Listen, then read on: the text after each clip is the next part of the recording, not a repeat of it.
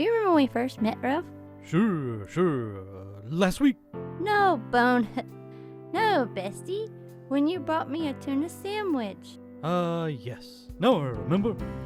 That was a long time ago. I hate tuna. Greetings, friends, on to Devotion 9. After Boaz had greeted his workers, his eyes lit on Ruth, and he instantly had a question. Ruth 2:5. Then said Boaz unto his servant that was set over the reapers, Whose damsel is this? His foreman quickly had an answer. Ruth 2:6. And the servant that was set over the reapers answered and said, It is the Moabitish damsel that came back with Naomi out of the country of Moab. She said, I pray you, let me glean and gather after the reapers among the sheaves. So she came, and hath continued, even from the morning until now, as she tarried a little in the house. What did this foreman see in Ruth? Someone who was polite, someone who was hard-working, and someone who knew how to stick with it all day long.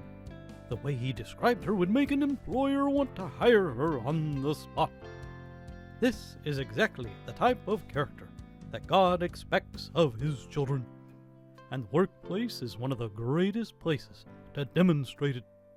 Do remember that advancement in God's sight comes through this very type of behavior, but it normally also comes in man's sight as well.